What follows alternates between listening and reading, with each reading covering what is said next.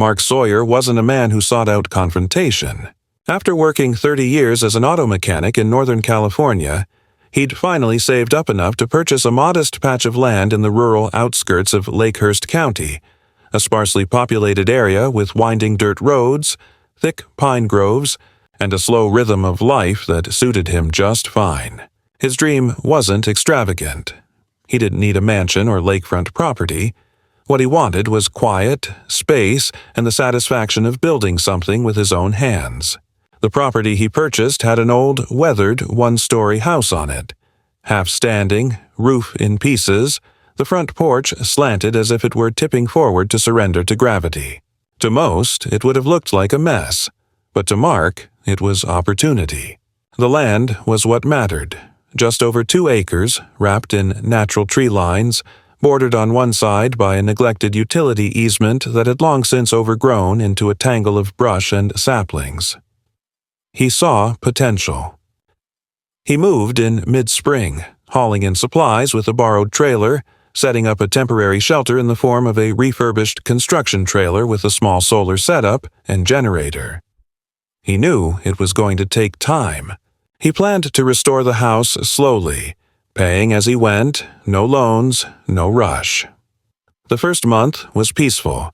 He spent his mornings clearing debris and cutting back overgrowth, evenings sketching out ideas for a new garage. Occasionally, he'd hear dogs barking in the distance or the low rumble of a pickup crawling down the gravel road, but for the most part, it was exactly what he wanted. Simple, grounded, calm. Then came Karen. He didn't know her name at first. She lived on the adjacent property, maybe 200 feet away, hidden by dense clusters of cedar and pine. Her house was older than his, but in pristine condition. Painted white with navy shutters, porch swing, perfectly trimmed hedges, even matching bird feeders. The kind of place you'd expect to see on a postcard labeled Country Life. Mark first saw her when he was clearing the overgrown strip along the east boundary. She was standing near the tree line, arms folded, expression unreadable. No wave, no greeting, just watching. He tried to be polite. "Afternoon," he called, wiping sweat from his brow. She didn't respond, just turned and walked away. Mark didn't think much of it. Some people were standoffish. No harm in that. He kept working, clearing brush and stacking firewood. A few days later, he drove rebar stakes into the ground to mark where he intended to place a split-rail fence, part of the landscaping plan he'd been developing since he bought the place. The eastern edge, where the boundary met that old easement, had been a headache from the start. The satellite maps were unclear, the old survey pins gone or buried, and the county plat maps were ambiguous at best. But Mark had hired a licensed surveyor who spent 2 full days analyzing the area, checking historical deeds, and marking the correct lines with flagged stakes. It was all in order. Karen appeared again that afternoon. This time, she walked right up to the property line, or rather, to the stake that marked it. "You can't put that there," she said, her voice sharp and unwavering. "This is our path. Always has been." Mark was taken aback, more by her tone than her words. "Ma'am, I had the property surveyed. This line's accurate. Everything on that side's mine." She squinted at him, then at the stake. "That may be what your papers say, but my late husband built this path. Our family used it for decades. You might be new here, but that doesn't change what's always been." Mark tried to stay calm. "I understand it might have been used before, but it's on my deed. It's part of my land now." Karen stepped forward slightly, pointing at the tree line behind the stake. "You see that maple tree? Planted it in 72. My daughter and I used to walk this trail to pick berries. You're not from here, so maybe you don't get it. But this land remembers who respects it." There was something about the way she said it that stuck with him. Not mystical, not threatening, just oddly certain, as if the ground itself would rebel if he didn't back off.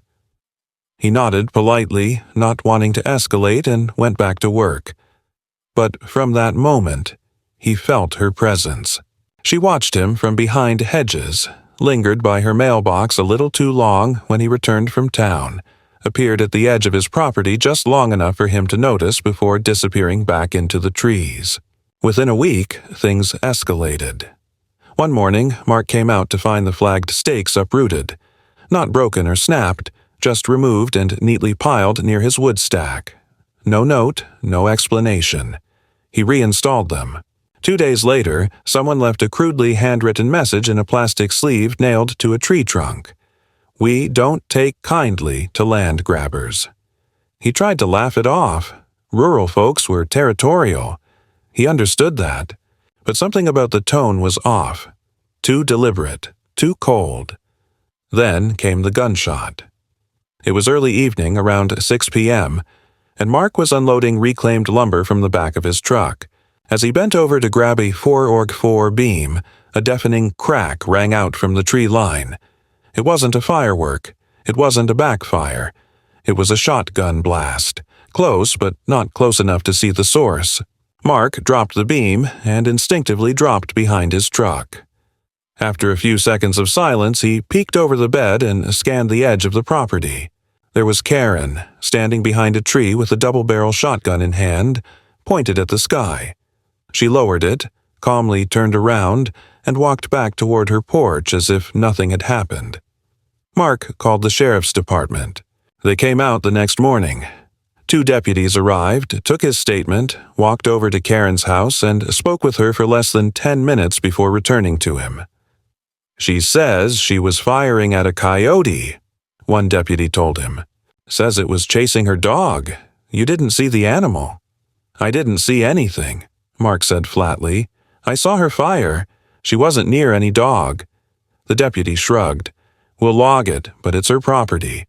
If she felt threatened by wildlife, she's within her rights to discharge the firearm, long as she aimed away from houses." Mark didn't argue. He just nodded and thanked them. But inside, he felt the tension building like a pressure valve about to burst. That wasn't a warning shot. It was a message. Stay in your lane. And he was getting the feeling that with Karen, the lanes weren't drawn by surveyors or the county. They were drawn by memory, by entitlement, by whatever myth she'd constructed around the land she believed was hers. Over the following days, more subtle harassment followed. His firewood stack was knocked over. A delivery of topsoil he ordered arrived with the bags slashed open. On one occasion, someone opened the valve on his water barrel, draining it overnight. And always, when he looked toward her property, he'd catch the faintest glimpse. Karen's silhouette behind the curtain, or her figure perched on a porch chair, eyes shaded behind sunglasses, unmoving. Mark began to document everything. He took photos, saved receipts, kept a daily log. He wasn't going to be provoked into something stupid. He'd dealt with plenty of difficult people in his life, but Karen was a different breed. She didn't raise her voice. She didn't leave direct threats. She moved in calculated inches, each one just short of illegal, each one chipping away at his resolve. And the worst part was, no one else seemed to notice. The neighbors, scattered across acres, kept to themselves. The county office was slow and disinterested. And the deputies, well, they saw a quiet widow and a man with a chip on his shoulder. But Mark wasn't planning to roll over. If this was going to be a fight, it wouldn't be one fought with rage. It would be methodical, legal, relentless. Because she hadn't just threatened his property, she had insulted his right to exist there, to claim a piece of earth and make it his own. And for a man like Mark Sawyer, that wasn't just real estate. That was identity. That was everything. A week after the shotgun incident, Mark tried to return to normalcy, telling himself not to give her the satisfaction of reacting. But normalcy in rural land disputes is a fragile concept, often held together by mutual silence and the hope that everyone stays within their fences, both literally and figuratively. Mark had started the second phase of his project, grading the slight slope on the eastern edge of his property to prepare for a gravel driveway extension. It was a simple job, one he'd planned for weeks, and he rented a compact backhoe to do the heavy lifting. The morning sun was crisp, the air full of pine resin and the low rumble of diesel as he moved soil. He felt productive, focused, absorbed. But peace out here, he was quickly learning, didn't last long. Around midday, the backhoe's blade scraped against something hard. He killed the engine, stepped down, and crouched beside the trench. A steel post, partly buried, jutting from the earth at an angle, old, rusted, and definitely not part of any recent construction. Curious, he dug around it. There was a line of them, barely visible, maybe 8 feet apart, running perpendicular to the edge of his planned driveway. The more he unearthed, the more it became clear. Someone had placed a row of boundary markers long ago, unofficial and crude. He photographed them and moved on. It wasn't until the following day that the real punch came. Mark had gone into town for supplies, some PVC pipe, sealant, and a few cases of bottled water, and returned late in the afternoon. The moment he turned off the engine and stepped out of the truck, he felt it. Not heard, felt. That strange, instinctual pull in your gut when something's off. He scanned the property, and his eyes froze on the eastern side. There, stretching along what used to be open space, was a newly erected wooden fence. Tall, pressure-treated panels, stained a deep chestnut color, built fast, likely in a single day with the efficiency of someone who'd done it before. And it wasn't just any fence, it was a statement. Solid, permanent-looking, anchored by posts that cut straight through the section of land he'd been grading, right across where he planned to lay gravel. The driveway route, gone. Blocked. Claimed. He stood there, stunned. The truck door still open behind him, the fading sunlight casting long shadows from the trees as his gaze followed the fence line to its end. It wasn't on the edge of his property. It was well within it, a full 10 feet in, by his estimation. It bisected the corner of his tool shed and even sliced off the area where he stacked salvaged timber. It was no mistake. This was deliberate. Karen appeared soon after, as if summoned by the shock on his face. She walked casually from her side of the woods, wiping her hands on gardening gloves, eyes locked on his. She stopped just short of the fence, arms crossed, expression placid. "You're back later than I expected," she said. Mark didn't respond right away. He walked to the edge of the fence, squinted at the anchor bolts, then looked back at her. "You built this today?" he asked, keeping his voice low. Karen tilted her head. "I had it built, yes. It's mine. This was always ours. I told you." Mark inhaled sharply. "You put a fence on my property, through my structure." She blinked once. "That building was never permitted. It's an eyesore. My husband planted boundary markers years ago.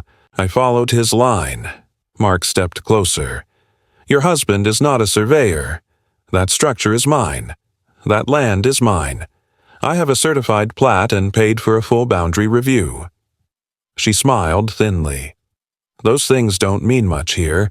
This land has its memory, Mr. Sawyer. And we were here first." He opened his mouth to speak, but she turned and walked away, disappearing behind the newly installed panels. That night he sat on his trailer steps, head in his hands. He replayed every conversation, every choice, every attempt to remain calm, to stay within the lines. He considered tearing the fence down immediately, just ripping it out with the backhoe, dragging it into the road and daring her to call the cops. But that would give her the very thing she was baiting him for. A reaction, a misstep, something she could twist into aggression. So instead, he gathered his documents. Property deed, surveyor's report, time-stamped images, notes he'd taken since the harassment began. He compiled a binder and drove it to the county assessor's office the next morning. The clerk, a middle-aged man named Vernon who looked like he spent more time fishing than filing, listened as Mark laid out the situation. He flipped through the binder, nodding occasionally, eyebrows raising when he saw the photos of the fence. "Yup," he said, tapping a page. "That's your line, all right. Surveyor's stamp checks out. She's over it. Mark leaned forward. Then what do I do? Well, we can open a complaint. She built without a permit, for one. And encroachment's a civil matter, so you can press that in court. But you'll need to send her a notice first. Formal, certified mail. Give her a chance to remove it voluntarily. That's step one. And if she doesn't, then you sue her. Mark rubbed his jaw. I'm not trying to drag this into a courtroom. I just want her off my land. Vernon chuckled, but there was no humor in it. That's how these things go, son.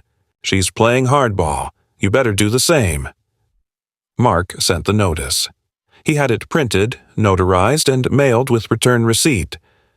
3 days later, the green card came back signed, her loopy handwriting unmistakable. But the fence stayed. A week passed. Then another. No response, no removal, no communication. Then she escalated. Late one afternoon, Mark returned from a trip into town and found tire tracks on his property. Fresh, deep, the kind made by heavy equipment. He followed them and found that one of the panels of the fence had been reinforced with concrete footings, poured around the base of the posts, and smoothed over with care. She was doubling down, literally cementing her claim. He took more photos, documented every inch, and that night contacted an attorney in the next county over who specialized in land use disputes. The man, Richard Graff, was experienced, pragmatic, and expensive. Mark explained everything over the phone, and by the end of the call, Richard had agreed to take the case. She's not stupid, the attorney said. This is intentional obstruction. If we can prove malice, and we will, she'll owe you damages. Mark felt a flicker of hope. For the first time, someone was using the language he'd been dying to hear. But that flicker didn't last long. Just 4 days after he filed the official encroachment complaint, someone broke into his tool shed. Nothing major was stolen, just a gas can and a crowbar. But the door had been forced open, the lock mangled, the contents rifled through. A pair of bolt cutters was missing. There were no footprints in the gravel, but Mark knew who it had to be. He called the sheriff's office again, filed another report, and waited. By the time the deputy arrived, the sun was dipping behind the trees, casting long shadows over the land. The officer was polite but uninterested. He asked the usual questions, made a few notes, and then delivered a sentence that boiled Mark's blood. "You sure it wasn't someone you hired? One of your contractors, maybe?" Mark stared at him. "You think I cut into my own shed and stole my own tools?" "I'm just saying, sometimes things get lost in the shuffle." No arrest, no follow-up, just another report number and a shrug. That night, as Mark stood beside the newly hardened concrete footings and stared at the towering fence slicing through his property, he realized that this wasn't just a land dispute. It was war. Quiet, slow-burning, methodical. And Karen wasn't bluffing or acting out of senility or confusion. She knew exactly what she was doing, and she wasn't finished. He'd played fair. He'd followed the law. But the line had been crossed, and now he'd have to find a new way to fight. One she didn't expect. The days that followed passed with the thick, cloying tension of a thunderstorm that refused to break. The air seemed heavier, the silence between trees more deliberate, as if the land itself held its breath, watching. Mark tried to carry on as normal, but nothing about the situation was normal anymore. He still rose early, still maintained his daily rhythm, but every task now felt slightly off, colored by paranoia, darkened by the knowledge that whatever he did, he was being watched. Karen had stopped making appearances herself, at least not directly. Her windows, once left open to the morning breeze, were now shuttered tight. Her porch sat empty. Yet Mark could feel her presence every time he passed near the fence, could sense the invisible wires of tension strung between them. He stopped working on the driveway. With the eastern access cut off, he had to reroute deliveries, push his project timeline back, and pay extra for gravel to be delivered through the western slope, a steeper, less convenient route. The added cost burned through the reserve funds he'd set aside for his roof repairs. The financial pressure began to build like steam in a sealed pipe. He called Richard Graff, the attorney, nearly every other day now, asking for updates on the encroachment complaint. Each time, the answer was the same. The process was moving, but slowly. Civil court backlogs, processing delays, filings, clerical holdups. It all stacked up. The fence wasn't going anywhere until they had a court order, and even then, enforcement would be another battle. Then came the warning from the county building department. Mark received the envelope tucked under a rock on his trailer steps, not mailed, not certified, just delivered in a way that felt far too casual for what it contained. The letter was from the regional inspector's office, stating that an anonymous report had been filed against his property citing unpermitted construction, unauthorized grading, and alleged environmental impact violations. He stared at the letter for a long time, his jaw tight. It was Karen. Of course it was. Who else would go to the trouble of weaponizing bureaucracy against a man just trying to repair his land? Within 48 hours, an inspector arrived. He was young, polite, but formal, clipboard in hand, every movement mechanical. Mark showed him the original documents: proof of his land clearing notification, permits for water storage, the grading plan signed off by the district engineer months prior. Still, the inspector walked every inch of the property, took photographs, jotted notes. Before leaving, he handed Mark a printed notice. Pending review, all work must cease. No more grading, no more building, no driveway expansion, no trenching, no drainage adjustment. Nothing. It was a punch to the gut. Mark didn't call Karen.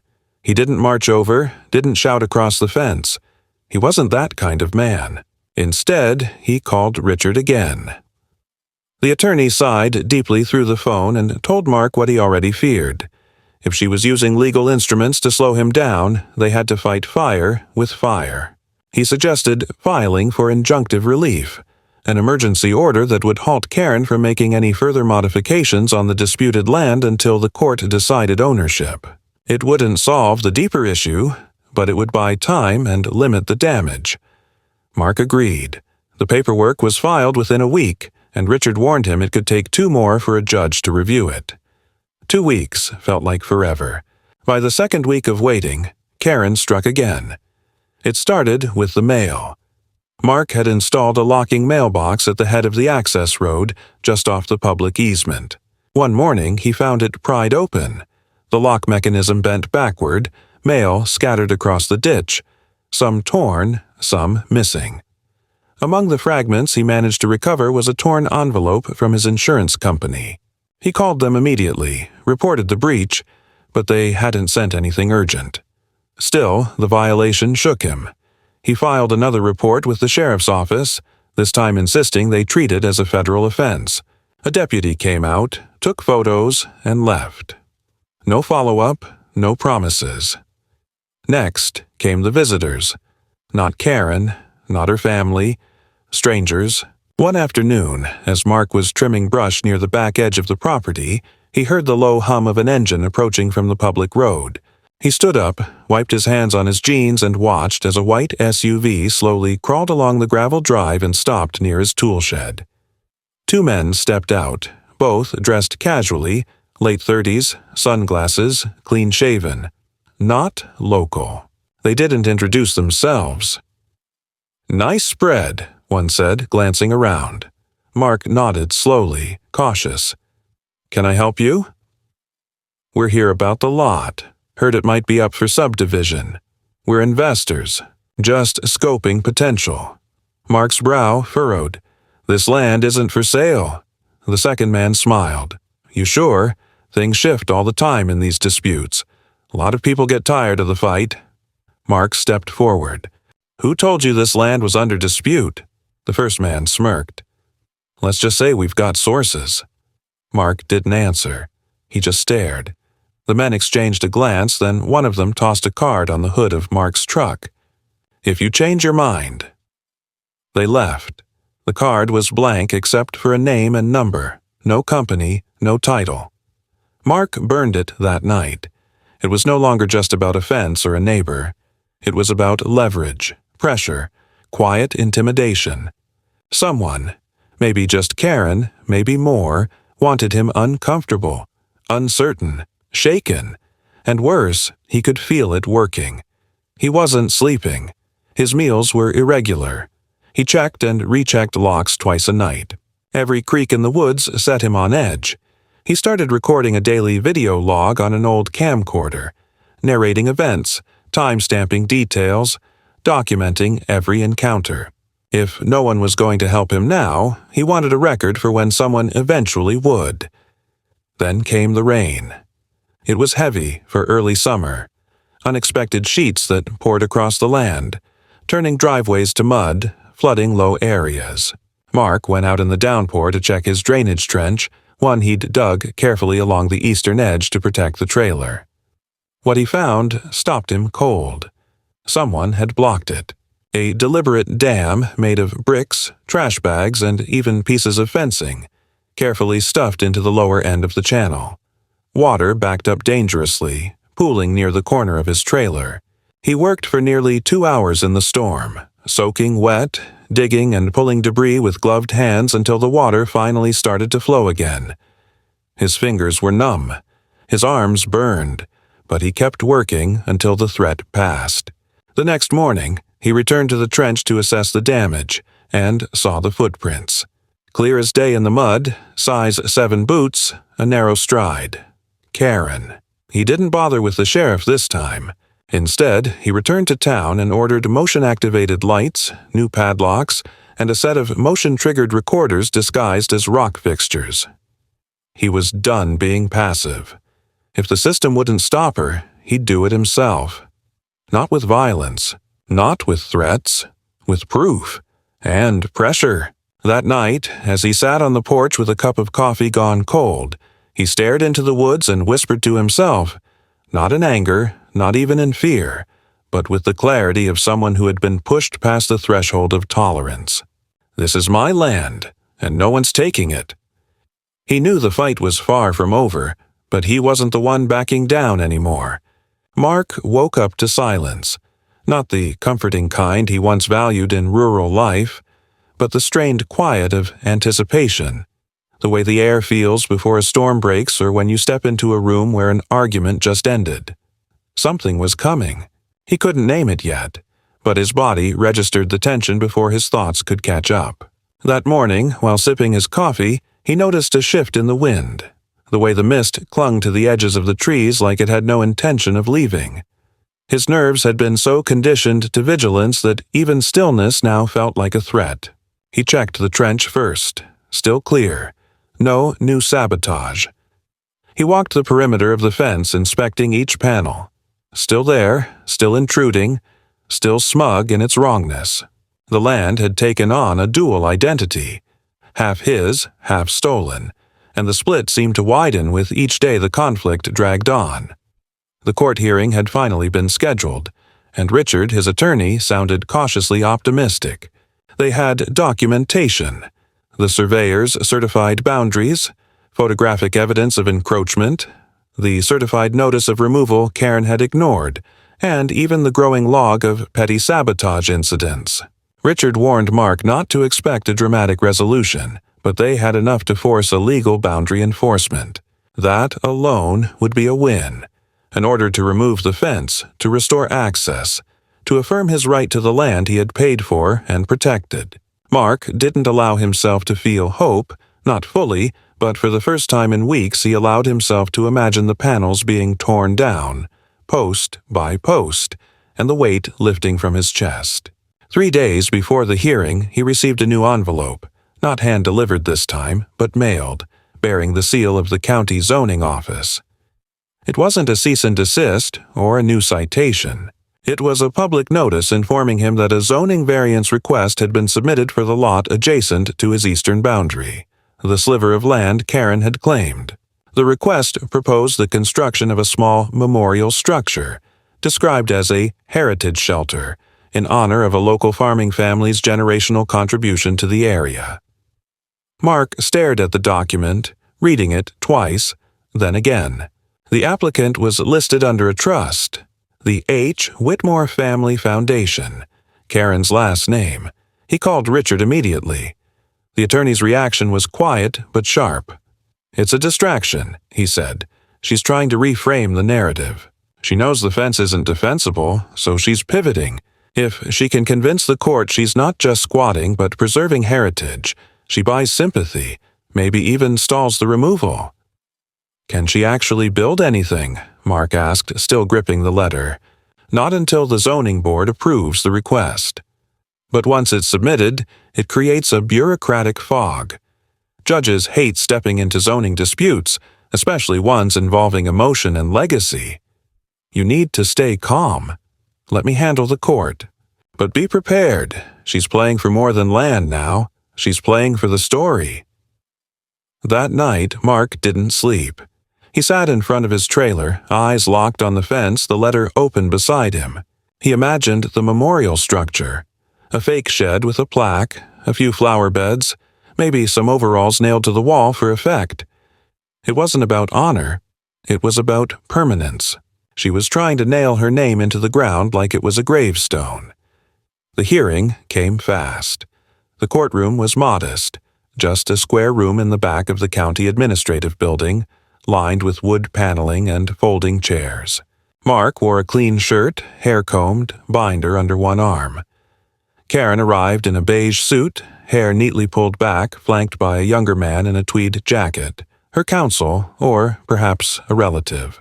She offered Mark a smile, small and rehearsed, as if they were acquaintances meeting by accident in the grocery store, not enemies locked in legal combat. The judge, a gray-haired man with more patience than charisma, listened intently as Richard laid out the timeline. The purchase, the survey, the construction of the fence, the ignored notice, the concrete reinforcements, and the repeated attempts to resolve the matter peacefully. Then came Karen's turn. Her attorney stood, cleared his throat, and spun a story. He acknowledged the fence, but framed it as a protective boundary erected during a period of emotional distress, citing concerns over trespassing and degradation of historic property lines. He spoke of legacy, of oral tradition, of family ties to the land dating back generations. He painted Mark as a newcomer, well-meaning but oblivious to local custom. Mark clenched his jaw. The judge leaned back, asked a few direct questions, then said he'd take the matter under advisement and issue a decision within the week. That was it. No gavel bang, no dramatic proclamation, just polite closure and a clock reset. Mark walked out of the courthouse, heart pounding, unsure whether he'd won anything. He didn't look at Karen on the way out, but he felt her gaze, steady and smug. 3 days later, the judge's letter arrived. It was short and to the point. The fence was confirmed as an encroachment.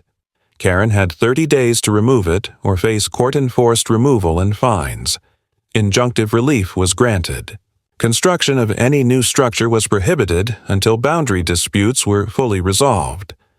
Mark stood in the middle of his property, the letter in one hand, staring at the fence like it might fall over on its own. It was a win, on paper, but he knew better than to celebrate. Karen had already shown she didn't play by conventional rules. She'd find another angle. He was right. The next morning, a truck rolled up to her property just after sunrise. It wasn't a construction crew. It was a moving truck. Not large, but full enough to raise suspicion. Mark watched from behind his stack of firewood as 2 men unloaded tarped items from the back. Storage bins, shelving, what looked like lumber, a rolled carpet. Not tools, not building material. Household items. Karen was moving them into a temporary shed erected right behind the fence. It wasn't on his side, not yet, but it pressed right up against the paneling like a shadow waiting to cross. Mark called Richard. The attorney told him to hold off on reacting. "It might be a bluff," he said, "or a distraction. Don't take the bait." Mark didn't, but he didn't relax either. He added more lights. He changed the lock on his storage trailer. He began marking every inch of his land with temporary posts and solar-powered boundary lights. He started recording her property at night, not with intrusive cameras, but with motion logs. He created a full map of the last 3 months, every incident, every escalation, every odd visit. He couldn't prove intent, but he could build a pattern, a story, one more complete than hers. He wasn't just defending his land now. He was preparing to reclaim it. The removal deadline approached like a ticking clock heard through walls. 30 days. That was what the court had granted Karen. 30 days to dismantle the fence she had cemented into Mark's soil. 30 days to undo the line she had carved across his land and his peace of mind. Mark didn't expect her to comply willingly, and by day 22, with no tools lifted, no panels dislodged, and no signs of cooperation, he was proven right. Every morning he walked the boundary, hoping, perhaps foolishly, for some sign that the fight was nearing an end. Instead, he found silence. Not the wary kind, but a loaded one, like the pause before a trigger is pulled. The new shed Karen had built just behind the fence was now being used regularly. Mark had seen her or someone working inside, sometimes late into the evening, lights flickering through the boards, shadows shifting behind the slats. She never looked his way anymore. There was no more pretending, no more passive confrontation. She knew he'd won the case, and she was letting him see that it didn't matter to her. The true escalation began on day 24, and it began with a dead animal. Mark woke up to a smell sharp enough to choke him before he opened the door. He followed it, nauseous, and found a raccoon carcass left on his porch step. Bloated, stiff, clearly dumped. It hadn't died naturally, the position was too posed, the placement too deliberate. He called the county, had it removed, and filed yet another report. But it wasn't about the animal. It was the message. I know where you sleep. 2 days later, the next wave hit. A letter arrived from his insurance provider stating that his policy was under review following an anonymous complaint alleging fire safety violations, poor terrain grading, and unreported construction hazards. The provider scheduled a site inspection. When the representative arrived, Mark walked him through every square inch of the property, explained the ongoing dispute, showed the permits, the court ruling, everything. The man was courteous but detached. He was there to document, not to judge. 3 days after the visit, Mark received a follow-up. Pending resolution of the dispute, his policy would be moved to conditional coverage. If anything went wrong, fire, theft, storm damage, he'd be operating under limited liability. Karen hadn't just thrown rocks. She had started pulling threads from the fabric of his security. On day 29, Mark returned from the hardware store to find the road leading to his trailer blocked. A steel chain had been strung across the easement, padlocked at both ends, anchored between 2 makeshift posts jammed into the dirt. There was no sign, no explanation, just a barrier where none had ever existed. It was far enough from Karen's property that it technically sat on neutral ground, a shared strip the county had long neglected to formalize. But Mark knew exactly who had placed it there. He could almost hear her voice in the hum of the wind through the trees, smug and cold. Let's see you live here without access. He photographed the obstruction, called Richard, and filed a complaint with the county. They told him it would take several days for the infrastructure review team to send someone out. He couldn't wait. So he climbed back into his truck, drove around to a secondary access point, a narrow, deeply rutted trail he had used once during heavy rain, and cut through his own backfield to reach his home. The route was dangerous, overgrown, and likely to damage his suspension if he used it more than a few times. But it was access. Barely. That night he installed additional motion detectors, 2 more infrared trail cams, and moved his generator closer to the trailer, chaining it to a concrete block buried under gravel. He slept with his boots on. On the final day of the deadline, when the sun reached its peak, he heard the first hammer strike, not on the fence, on the shed. Karen was reinforcing it. Mark walked to the edge of the property, stood at the line, and watched her work. She never looked up. Her arms moved like clockwork, measured, focused, undisturbed. A delivery truck arrived that afternoon. Not construction materials this time, but what looked like shelving units and crates. Someone, her nephew maybe, helped unload. When they wheeled one of the crates into the shed, Mark caught a glimpse of labels on the side. Archival materials. Climate sensitive. It hit him then. She wasn't removing anything. She was converting the shed into something more permanent. A storage unit. A miniature archive. Maybe even a makeshift museum. It wasn't just legacy building anymore. It was entrenchment. She wasn't just claiming space. She was laying down roots, metaphorical and literal, in the stolen ground. The next morning, he found the retaliation. A deep gouge had been carved into the side of his trailer. Horizontal, low, likely from a tool or heavy metal edge. Beneath it, someone had spray-painted a single word. Trespasser. In red, jagged letters. Not large, but unmistakable. The paint was fresh. Mark didn't call the sheriff. He didn't bother. Instead, he drove straight to the county courthouse and filed a restraining order request. His attorney accelerated the process, attaching copies of every previous report, every photo, every letter. That same afternoon, the judge issued a temporary restraining order barring Karen from entering or modifying any part of the disputed land and warning her against continued harassment. It should have been the turning point. But it wasn't. That evening, someone triggered the motion alarms. Mark checked the camera feed. The footage showed nothing. No car, no person, no animal. Just the fence.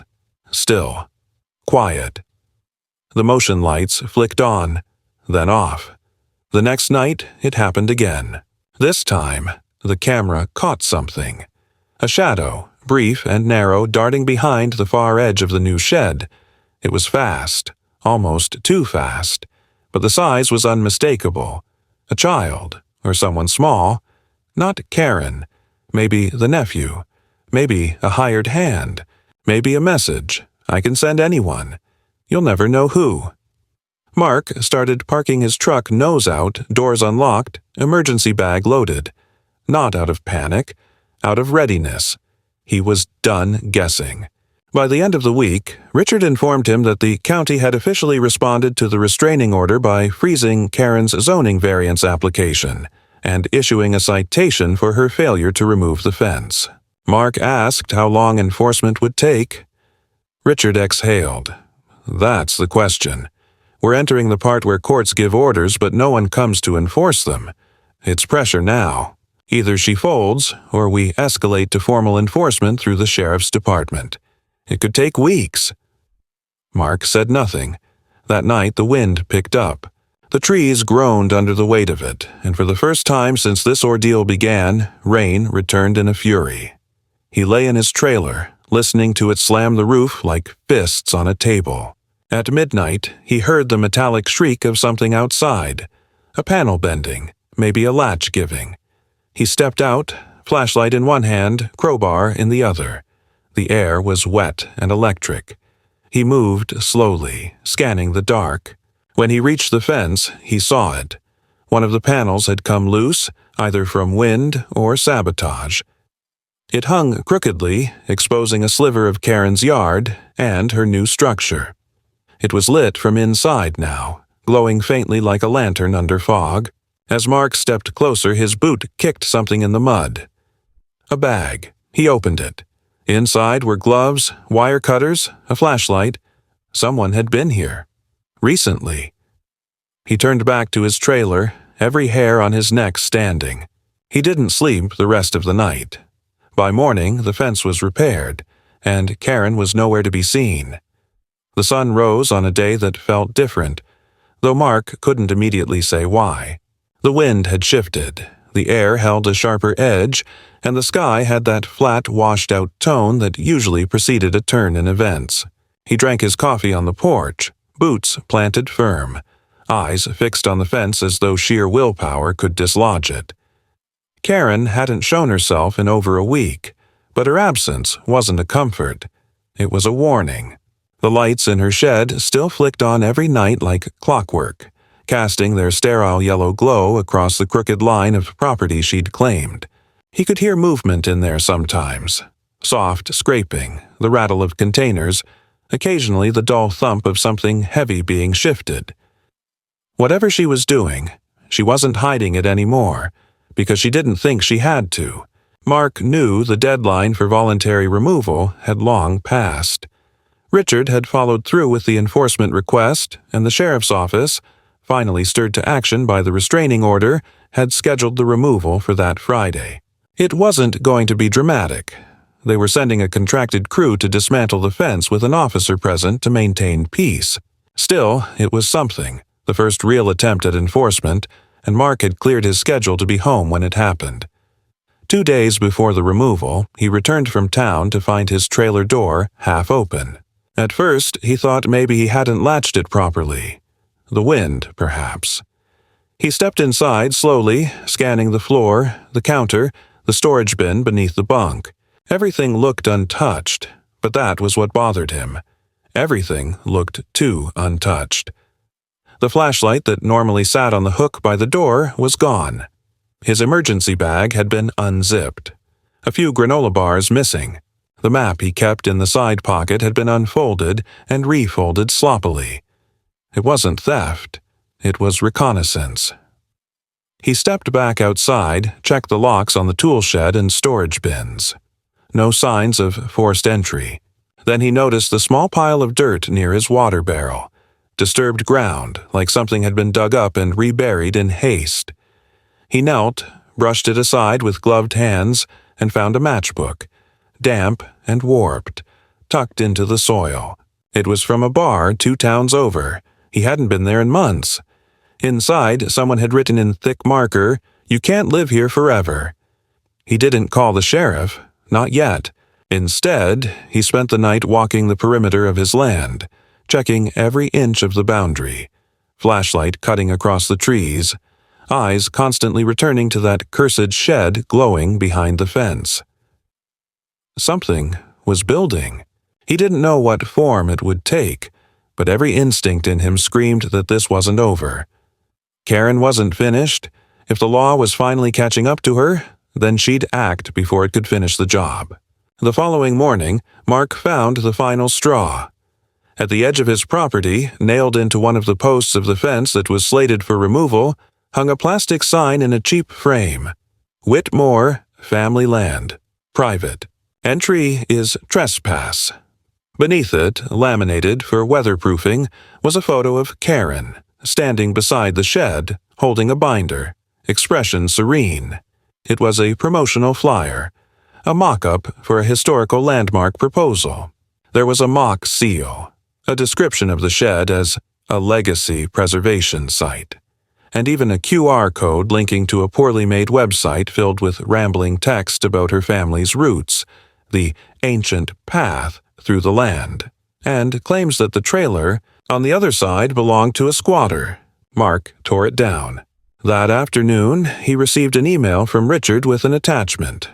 A scanned cease and desist letter Karen had filed, claiming Mark was engaging in acts of cultural and historical erasure by attempting to dismantle what she now called a family heritage preservation zone. It had no legal weight. It wasn't filed with any court. It was, as Richard put it, a last-minute stunt. But it wasn't the letter that made Mark's blood run cold. It was the final paragraph, which stated that she would resist by any means necessary if the forced destruction of the Whitmore legacy proceeded. That night, just after midnight, his motion. Sensor tripped. He rose, rifle in hand, and scanned the yard. A figure moved near the fence, small, quick. Not Karen. The nephew? One of the hired workers? He aimed the light and caught a glimpse of a hoodie, jeans, boots. The person didn't run. They simply turned and stepped back into the woods like a shadow swallowed whole. Mark waited 30 minutes, watching, listening. Nothing. When morning came, the sheriff's crew arrived right on schedule. Two men in county-marked uniforms, one older, one younger, exited the truck, nodding to Mark before beginning work. The officer accompanying them introduced himself, clipboard in hand, matter of fact. They didn't waste time. Tools out, gloves on, boards unscrewed and set aside. Karen didn't appear. Not at first. It wasn't until they reached the third panel, just past the halfway mark, that she stepped from behind the shed. She wasn't shouting. She didn't run at them or wave her arms. She simply walked up to the officer and held out a piece of paper, her voice even and calm. "This land is under dispute," she said. "I'm invoking my right to protect a historical site from desecration." The officer glanced at the paper, nodded politely, then folded it. "Ma'am, this has already been settled. You were given a removal deadline, and it passed. Please remain on your side while we finish." Karen didn't argue. She turned and walked back to the shed. 10 minutes later, smoke began to rise. It started as a thin column, almost harmless-looking, curling into the sky from behind the shed. Then came the smell, sharp, chemical, invasive. One of the workers shouted. Mark ran toward the fence line, heart hammering just as the younger officer shouted for them to back away. The flames were already licking the side of the shed, blackening the wood. Karen wasn't in sight. The door to the shed stood open, and something inside, perhaps oil, solvent, or fuel, was catching fast. Mark pulled out his phone, dialed 911, barely hearing himself over the crackle of fire and the rising wind. The flames leapt higher, embers twisting into the trees, catching dry grass along the fence. The workers scrambled for extinguishers, trying to control the spread. The officer radioed for backup, shouting directions. Within minutes, the situation was chaos. Mark could only stand there, smoke in his lungs, eyes stinging as the structure burned, collapsing in on itself like a dying animal. It was over fast, faster than he'd thought it would be. Just a pile of ash and metal, twisted frames and blackened signs. When the fire department arrived, Karen was found behind her house, sitting on a bench, hands covered in soot, silent. She didn't resist, didn't protest. When they led her to the cruiser, she didn't even look at Mark. The sheriff issued a statement later that day.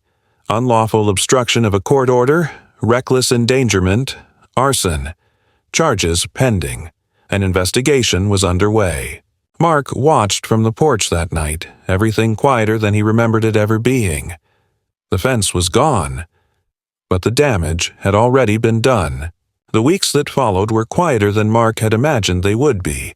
Not peaceful exactly, but muted, like a room after shouting has stopped, where the tension still lingers in the walls but the threat of eruption has finally passed. The county crews came back 3 days after the fire to finish what they had started. With Karen in custody and the charges formalized, there were no further objections, no more barricades or last-minute interruptions. The rest of the fence was dismantled piece by piece, the scorched remnants of the shed removed with mechanical indifference. They didn't speak much to Mark as they worked, just nodded at him occasionally, a kind of unspoken acknowledgement that he had endured something most of them probably couldn't quite understand. By the time the last board was taken away, Mark didn't feel satisfaction. He felt depleted, like a runner crossing a finish line after an uphill marathon in pouring rain, unsure whether to celebrate or just lie down. Richard called him twice that week. The legal part wasn't over, he reminded Mark. There would still be hearings, restitution claims, court dates. Karen's actions had crossed multiple lines, and the county was treating the fire seriously, especially since it had come within a few yards of spreading to adjacent land. Insurance agents were involved now, slowly and with their usual hesitations. Mark didn't argue. He knew there was more to come.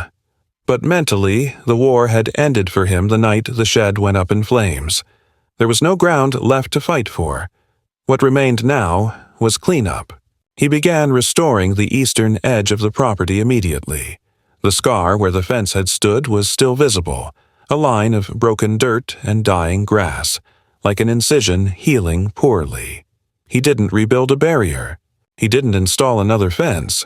Instead, he planted fast-growing hedges, not to keep people out, but to define the space in a way that didn't scream hostility. He wanted to reclaim the land not just physically but emotionally, to make it feel like his again. Each morning, he tended the soil, watered the saplings, checked their roots. It was slow work, but honest. The neighbor on the opposite side, a quiet man named Denny, came by a few days after the fire. They'd spoken only once before, briefly about a downed power line, but now he brought over a six-pack and stood awkwardly near the porch, not quite making eye contact. "Hell of a thing," Denny said. Mark nodded, taking the offered beer without much ceremony. "Yeah. Didn't think she'd go that far." "I did." That was all they said about it.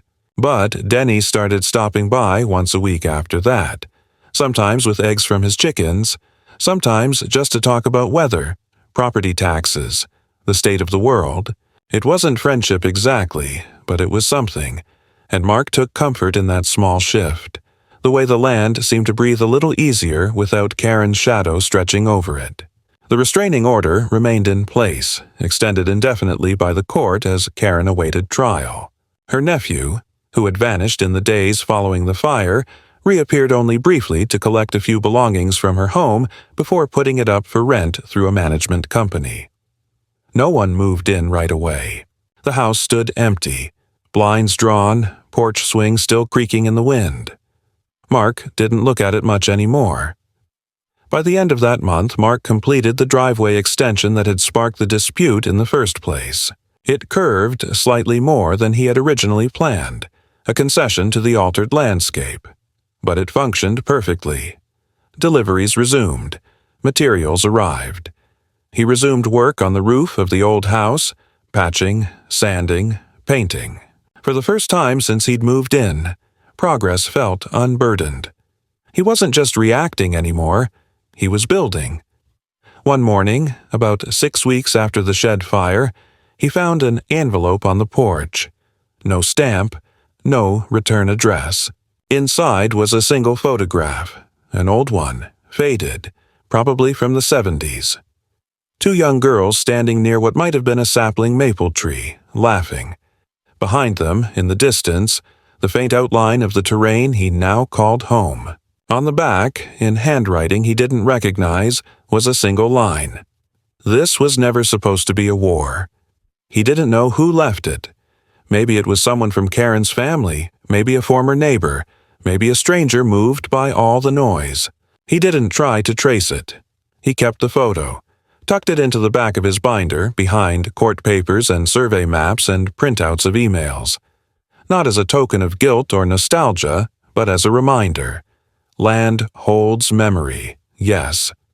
But people shape it. And sometimes the hardest part of owning something is deciding how not to let the past dictate what comes next. By fall, the grass had returned where the fence once stood, and the hedges were taking root. Birds nested in the low branches, and deer returned to the edges of the property. Mark still checked his cameras each night out of habit, but the footage was always the same now. Wind in trees, an empty yard, peace. He didn't celebrate. He simply lived, and for the first time in a long time, that was enough.